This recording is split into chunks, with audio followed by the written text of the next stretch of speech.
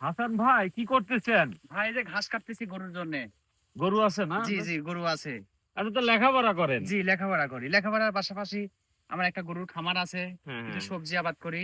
আচ্ছা, আচ্ছা। অ্যা এই যে ঘাস লাগাইছি, হ্যাঁ। এই গরুর জন্য এখন ঘাস কাটতেছি। এই ঘাসের জাতটা কি? এটা পাকচন নিপিয়া গেমা ঘাস।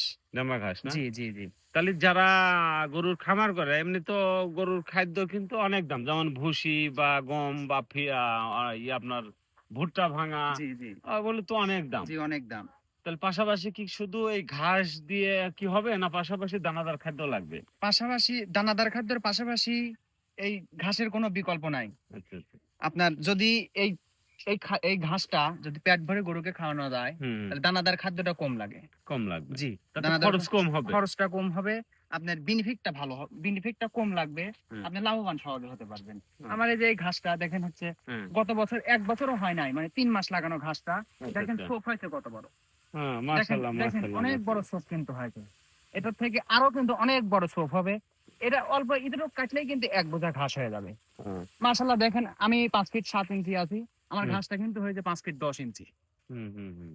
৫ ফিট ১০ দিন আপনার আরো বেশি হবে। ৫ ফিট ৮ ৮ ফিট ৭ ফিট ৫ হবে। হ্যাঁ, প্রায় হ্যাঁ, এটা ঘাস হয়ে গেছে প্রায় ৯ ফিট ১০ ফিট ঘাস হয়ে গেছে। হ্যাঁ, হ্যাঁ, হ্যাঁ। ৯ ফিট 10 ফিট ঘাস হয়েছে। এখন আচ্ছা অল্প এটা এতটুক একবার লাগাইলে কয় বছর পর্যন্ত এই আপনার মানে এটা কাটা যাবে বা এটা হবে? একবার লাগালে পরে ৫ বছর পর্যন্ত খাওয়ানো যায়। তাই যদি না? ভালো তদবির কাজ করা যায়, হুম, মাটিতে যদি ভালো সার কোপ দেওয়া যায়, হুম, তাহলে একবার লাগালে পরে আপনার মোটামুটি ৪ থেকে ৫ বছর ঘাস খাওয়া যায়। হ্যাঁ। তাহলে এক মুড়ি থেকে কাটতে, কাটতে যেন আরেক মুড়ি আবার জি, হয়ে জি। যাবে। আমি এই যে ওই মুড়ি থেকে ওই দেখেন ওই সাইডে হ্যাঁ। ওই মুড়ি থেকে কাটা ধরেছি। এখন এই পর্যন্ত কাটতে, কাটতে ওই পর্যন্ত ঘাস আবার বড়, বড় হয়ে গেছে। ওইদিকে আবার বড় হয়ে হ্যাঁ, গেছে। হ্যাঁ।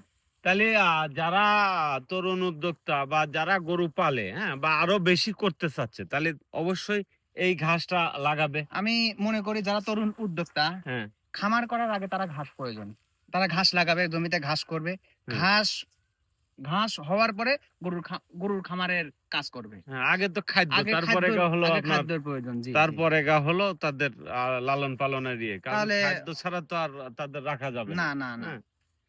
তা আমি বলতে চাই যারা গরু পালেন বা সামনে চিন্তা ভাবনা আছে অবশ্যই গরুর ঘর করে গরু কিনার আগে আপনার আগে ঘাসের ব্যবস্থা করতে হবে বা ওদের খাদ্যের ব্যবস্থা করতে হবে।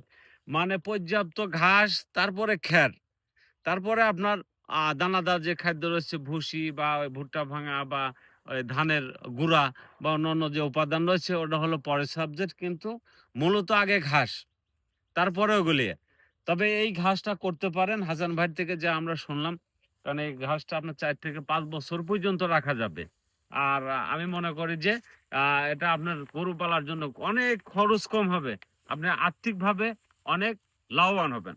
ভিডিওটা অবশ্যই শেয়ার করে দিবেন যা দেখে আমার খামারি ভাইরা উপকৃত হয়। সবাই ভালো থাকবেন, আমাদের জন্য দোয়া করবেন।